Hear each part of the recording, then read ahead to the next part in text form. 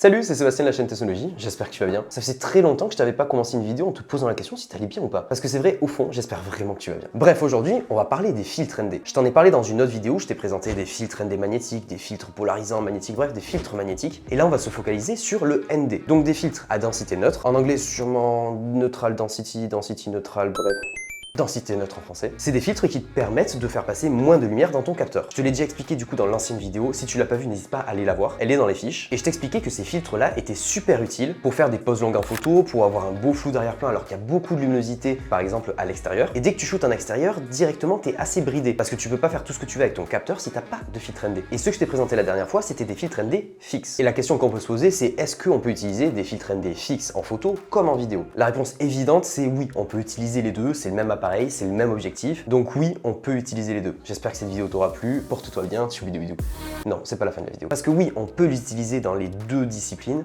Ouais, je sais pas. Mais du coup, c'est pas pour autant que c'est très pratique dans les deux cas. La photo, tu immortalises une image à un moment donné, donc c'est quelque chose qui est fixe et pris à un moment T, alors qu'une vidéo, c'est plusieurs images à la suite. Et c'est là la nuance, si jamais tu as la luminosité qui change extérieure, si tu as un nuage qui passe devant le soleil par exemple, pile poil au moment où tu es en train de filmer, eh bien tu peux pas sortir le filtre ND, en mettre un autre parce que celui-là, il cache trop la luminosité, et du coup, tu dois en mettre un moins fort. Bref, tu peux pas changer ça comme ça. C'est pour ça qu'ont été inventés des filtres ND variables. Des filtres ND variables, c'est tout simplement deux filtres qui sont polarisants, qui sont fixés entre eux et qui font un seul filtre. En les bougeant dans un sens inverse, ça va laisser passer plus ou moins de lumière dans ton capteur. Ce qui est le principe des filtres ND. Là, KF Concept m'en a envoyé un qui varie entre N2 et N400. Du coup, ce filtre ND variable, il couvre une énorme plage. Ce que tu trouves en temps habituel sur les filtres ND variables, c'est des plages qui sont assez courtes, de N2 à N32, de 64 à 200. Il n'en existe pas beaucoup des 200-400 comme ça. Ou alors il en existe, mais de pas très bonne qualité. Là, c'est la gamme Nano X de chez KF Concept, qui est une gamme qui est plutôt pas trop mal, que tu vas pouvoir retrouver dans la description avec les liens que tu as juste en dessous, et un code promo qui s'affiche juste ici. Ils sont dispo sur Amazon et sur le site KF Concept, tu as des promos sur les deux. Parce que je suis monsieur promo et que j'essaye de te dégoter des codes de réduction à chaque fois. Bref, avant de rentrer dans les détails de ce filtre-là, je vais te faire un mini cours de 2 petites minutes de pourquoi tu dois utiliser des filtres ND quand tu filmes à l'extérieur. Si jamais tu sais déjà pourquoi utiliser des filtres ND, tu peux sauter ce petit passage de 2 minutes. Pour vulgariser totalement le truc et pour que tout le monde comprenne, tu as 3 paramètres qui influent sur ta vidéo et ta photo dans ton capteur. Tu as l'ouverture de l'objectif qui laisse passer plus ou moins de lumière. Tu as le shutter qui est tout simplement un petit rideau qui s'ouvre et qui se ferme quand tu prends une photo ou quand tu filmes. Ce shutter, il peut aller très vite ou rester ouvert pendant longtemps et capter plein de lumière. Et le dernier truc, c'est les ISO. C'est tout simplement un gain numérique dans le boîtier qui augmente tout seul ta lumière, mais ça fait apparaître un petit grain à l'image, c'est pas très beau. Bon, et pour la vidéo, je te fais apparaître juste 2 petites vidéos qui sont juste là, et je te pose la question pour toi, laquelle est la meilleure vidéo, laquelle tu préfères? Naturellement, le rendu le plus cinématographique, c'est celui-là. Je t'explique pourquoi, c'est parce que tu as tout simplement un flou de mouvement. C'est un flou qui est totalement naturel, si jamais tu bouges ta main comme ça, tu la vois jamais nette ta main. Tu la vois tout le temps floue. Mais en vidéo, du coup, c'est exactement pareil, il faut que tu aies un rendu un petit peu de flou de mouvement pour que ça fasse cinématographique. J'arrive pas à dire ce mot, cinématographique. Pour obtenir ce flou de mouvement que tu as là, contrairement à ici où justement t'as pas de flou de mouvement, si tu arrêtes l'image, ta main est nette. Ça, c'est un paramètre qui est dû au shutter. Le shutter, du coup, c'est le rideau qui monte et qui descend comme ça. Pour avoir du flou de mouvement, il doit être au double du nombre d'images par seconde que tu as. Imaginons, tu filmes en 25 images par seconde, tu dois mettre ton shutter à 1/50e. 50, c'est le double de 25. Tu me suis? C'est pareil si tu fais du ralenti, tu filmes en 100 images par seconde, et bien du coup ton shutter il doit être à 1/200e. 100, 200, tu fais le lien, c'est x2. Bref, ça c'est un des rendus qu'on veut avoir, sauf que pour éviter que de la lumière rentre dans le capteur en extérieur, quand il y a beaucoup de lumière, et bien si on augmente la vitesse du shutter, il y a moins de lumière qui rentre, et on arrive à faire une image qui n'est pas surexposée, juste en augmentant la vitesse du shutter. Mais du coup, ça fait pas une image cinématographique. Donc cette première image cinématographique, elle est très bien. Mais je sais pas si tu vois, en fond, tout le fond est net. C'est parce que j'ai tout simplement baissé l'objectif pour que pas beaucoup de lumière rentre à l'intérieur. Pour pas que mon image soit surexposée encore une fois. Et donc du coup, si je laisse passer pas beaucoup de lumière dans l'objectif, ça me fait une énorme profondeur de champ. Et donc du coup, tout ce que j'ai derrière est totalement net. Donc là où les filtres ND vont nous être super utiles, c'est si jamais tu veux faire ce flou de mouvement, donc du coup avoir un shutter qui est au double du nombre d'images par seconde à laquelle tu filmes, donc 1/50e par exemple, et que tu veux du flou d'arrière-plan. Pour avoir du flou d'arrière-plan, il faut que le capteur de l'objectif soit ouvert très grand, donc laisse passer beaucoup de lumière. Et c'est là où on a tout le temps une image surexposée. Donc le seul moyen d'avoir une faible profondeur de champ, donc du flou là-bas derrière, également du flou dans le mouvement, ce qui te fait une belle image du coup, c'est de mettre un filtre ND par-dessus pour laisser passer moins de lumière. Donc voilà pourquoi en vidéo, en fonction du rendu que tu veux avoir, il faut utiliser des filtres ND. J'ai été assez vite, mais j'espère que cette petite leçon t'a plu. Si tu as des questions, n'hésite pas à les poser dans les commentaires. Je les lis tous et j'y réponds dès que possible et dès que j'ai la réponse. Pour revenir sur notre filtre ND variable. En ouvrant cette boîte avec un packaging qui est déjà pas mal, cette petite boîte, je sens que je vais la garder pour mettre des trucs à l'intérieur. Parce qu'un petit truc aimanté comme ça, c'est stylé. On a une petite feuille KF Concept et à l'intérieur, une housse avec le filtre ND.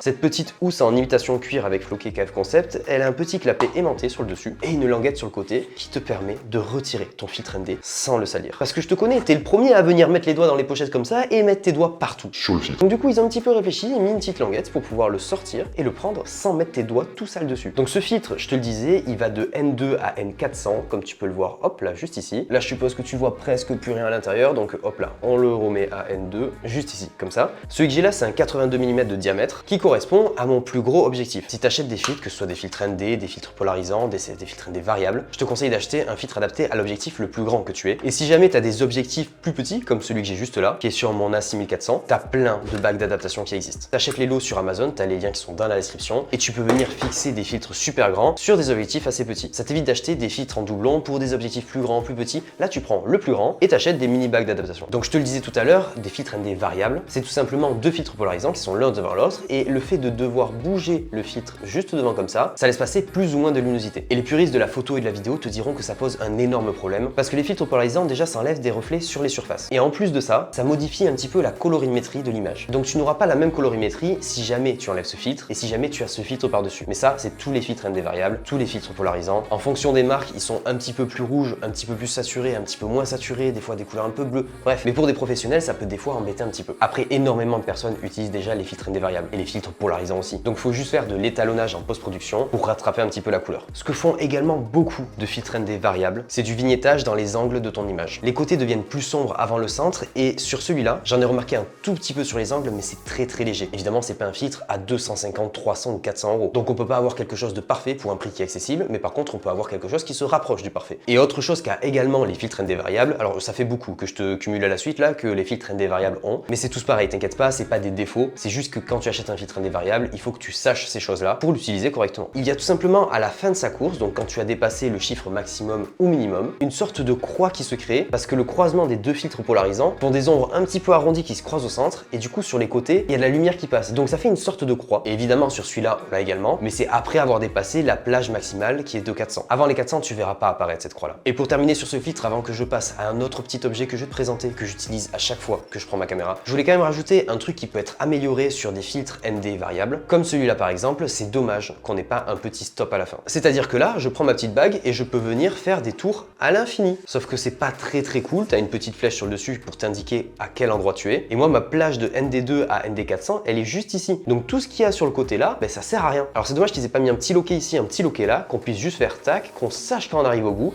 et tac, quand on sache quand on arrive à la fin. Je pense que c'est un truc qui serait amélioré pour les prochaines versions. En tout cas, je suis hyper content de ce filtre ND là, et également de la petite pochette qui va avec, parce que ça, c'est vraiment trop bien. Elle s'ouvre facilement, ça se referme, il part pas dans tous les sens. Regarde, je pousse vers le bas, ça se décroche pas. C'est vraiment bien, et cette petite languette, c'est bien pensé pour pouvoir sortir l'objectif facilement. On va ranger maintenant les filtres pour te parler de trépieds. Les trépieds qu'on appelle aussi tripodes, t'en as plein dans tous les sens, et c'est tous les mêmes, tu sais pas lesquels choisir. Donc voilà un petit peu une partie des trépieds que j'ai eu, parce que j'en ai eu également d'autres qui se sont cassés en 3 secondes et demie, et ici celui-là c'est l'ancêtre, je sais pas comment il tient encore. C'est un vieux trépied qui a la soquette accrochée, bref on le laisse de côté. Ce qui nous intéresse ici, c'est ces trépieds là. Je sais que tu vas me dire, Sébastien, c'est tous les mêmes trépieds, c'est juste qu'ils font une taille différente, mais c'est la même daube. Eh bien figure-toi que pas trop. Ces deux-là à la limite, mais celui-là non. À l'heure actuelle sur internet, t'as énormément de choix de trépieds. Tu vas sur Amazon, tu tapes trépied caméra, t'en as partout. Tu sais pas lequel regarder, tu prends le plus joli parce que celui-là il est bleu, celui-là il est orange et que ça fait joli, mais c'est tout. Tu fais aussi un petit peu en fonction de la taille, mais ils vont tous quasiment à la même taille. Là où ils se différencient et là où il faut regarder, c'est sur sa taille une fois fermée, son poids pour le transport, sa matière pour la rigidité, mais également pour les micro-tremblements. Parce que tu viens, tu marches autour du trépied, ça peut faire des micro-tremblements, et en fonction de la matière, si c'est de l'aluminium ou de la fibre de carbone, eh ben t'en as un qui encaisse un petit peu mieux que l'autre, la fibre de carbone. Faut que tu regardes également le poids maximum qu'il peut prendre et les types de sockets qui sont compatibles dessus. Et ça, c'est un truc vachement important, je te conseille de prendre des trépieds qui ont des sockets compatibles Arca Swiss. C'est le cas du plus petit trépied que j'ai juste ici, et c'est celui que j'utilise maintenant à chaque fois. Avant que je te donne les caractéristiques de ce trépied qui est franchement pour moi est l'idéal si tu veux partir en vacances, ou même si tu veux faire des petits tournages tranquillou, n'oublie pas que tu as 2 liens dans la description qui t'amènent sur le site KF Concept et sur Amazon. Essaye de voir sur quel site c'est le moins cher, et tu as également 2 codes de réduction sur chacun des 2 sites. Donc ce trépied, pourquoi je te dis qu'il est trop bien pour partir en vacances, c'est parce qu'il fait tout. Déjà quand il est fermé, il prend que dalle de place. 42 cm contre 48, 49 voire 50 cm sur des trépieds d'autres marques. De toute façon, tu le vois à la pochette de rangement, ça c'était mon ancien trépied trépied KF Concept aussi, que j'ai acheté tout seul comme un grand. Et ça, c'est la housse de ce trépied-là. Donc au niveau espace, tu gagnes vachement. Au niveau poids, 1,32 kg. C'est le poids de mon objectif. Je déconne pas. Ils font tous les deux le même poids. Est-ce que tu as vu le volume de ça? Est-ce que tu as vu ça? Alors c'est parce que c'est aussi de la fibre de carbone, même si maintenant la fibre de carbone est pas forcément beaucoup moins lourde que l'aluminium. Mais 1,3 kg dans une valise, au niveau poids, ça te prend presque rien. La tête supporte jusqu'à 10 kg, donc tu as la marge. Parce qu'en général, les personnes qui achètent ce genre de produit, moi par exemple, ont au maximum 3 kg, 3,5 kg avec la caméra et les plus gros objectifs comme j'ai là, à déposer dessus. Donc on a largement la marge. Donc je te dis, c'est la fibre de carbone. Une fois monté en entier, je vais te l'ouvrir. T'arrives jusqu'à 1m72 en retirant la tête, donc moi je suis 1m78, enfin tu vois par rapport à moi, ça fait largement le taf. Et le truc trop bien, c'est qu'en dévissant le truc en dessous, on peut retirer le haut, retirer un des pieds pour faire un monopode. Regarde-moi ça, ce méga monopode, 1m78 de haut. Donc là tu vois, ça fait ma taille. Alors oui, avec la tête ça me dépasse, mais bon. J'y peux rien si je suis pas très grand, j'ai hérité de tonton Jeannot. Qu'est-ce que tu veux que... Ah ça y est, il est là. Qu'est-ce que j'ai entendu là? Non mais attends, est-ce que tu te foutrais pas un petit peu de ma gueule? J'étais tranquillement en train de traire les brebis, et là, j'entends que je suis petit. Non mais, j'ai une tête de petit, tu veux que je sorte le fusil? Non, c'est bon, marquez-lui, je l'ai vexé là. Marquez-lui dans les commentaires là, qu'il est beau. En plus avec son nouveau gilet. T'as un nouveau gilet en plus? Bah oui. Bah il est trop bien son gilet, non? Vous trouvez pas? Ah oui, c'est Ghospike qui me l'a offert. Putain, c'est Ghospike qui te l'a offert? Oh, bah, ça va, tranquille, merci Ghospike. Il y a le lien de sa chaîne qui est en description. Merci tonton Jeannot, à plus. Oui, c'est ça, que j'entende plus que je suis petit. Adieu. Bon, du coup, je disais que tonton Jeannot était grand et que ça allait jusqu'à 1m78. Du coup, je vais remonter le trépied comme il était à la base. Et ce qui est livré du coup avec ce trépied, c'est deux sockets. Deux sockets compatibles Arca Swiss. La première, c'est une petite socket qui est classique, que je pense laisser fixer sur mon appareil parce que je vais bientôt m'acheter un DJI RS3 Pro. C'est un stabilisateur qui est compatible Arca Swiss. Et du coup, j'aurai juste à prendre ma caméra, la poser sur le stabilisateur, la socket sera déjà là. Bref, regarde bien la compatibilité Arca Swiss parce qu'il y a énormément de trépieds ou de stabilisateurs ou de monopodes ou plein d'autres choses qui sont compatibles avec. Et donc la deuxième socket qui est fournie, elle est utilisable pour les caméras, exactement de la même manière. On pose la caméra dessus, on la visse, tac tac tac tac, et après on la pose sur le trépied. Mais elle est également adaptable pour téléphone. C'est-à-dire tout simplement les deux extrémités, j'ai juste à les tirer, les incliner dessus, et là je peux venir prendre mon téléphone, le clipser dessus, et là du coup c'est ok, il est directement attaché dessus. J'ai juste à venir le mettre sur mon trépied, serrer ici, et je peux me filmer. Le téléphone il est accroché, c'est ok. Cette socket est quand même vachement utile parce que ça t'évite d'acheter 10 000 adaptateurs. Moi je sais que je les perds à chaque fois. Dès que je voulais avant fixer mon téléphone sur un trépied, c'était impossible. Je ne trouvais jamais tous les adaptateurs qu'il fallait. Soit la prise était pas assez large, mais bon là c'est bon, t'as la marge quand même. Tu peux mettre des téléphones assez grands. Soit je perdais les embouts, bref, là t'as tout sur cette socket là. Bref, je voulais vraiment te montrer les filtres ND variables parce que je t'avais parlé des filtres ND fixes la dernière fois et là je t'ai montré les filtres ND variables et j'en ai profité pour te caler ce petit trépied parce que pour de la pose longue, il faut que tu trouves un trépied qui est fiable. Et moi au début, j'étais le premier perdu à pas savoir quel trépied acheter. Là, je t'ai donné 2-3 astuces qu'il faut que tu repères en fonction de tes besoins. Et si t'es intéressé par les produits que je t'ai présentés, t'hésites pas, t'as les liens en description avec les petits codes promo également qui vont bien. Si t'as une question sur quoi que ce soit, n'hésite pas, t'as l'espace commentaire pour ça. Et si jamais t'as une question que tu veux poser un petit peu plus en privé sur une question qui est un peu compliquée et un pavé à écrire, t'hésites pas non plus sur Instagram. Tu me suis, tu m'envoies un message, c'est très simple, c'est Testnologie, pareil que la chaîne YouTube. Et sur Twitter, c'est pareil. Et sur TikTok, c'est pareil, je m'appelle Testnologie partout. Bref, j'espère que tu auras aimé cette vidéo. On se retrouve très vite pour une prochaine. Porte-toi bien, amuse-toi bien, filme bien. À la prochaine. Tchoum bidou bidou.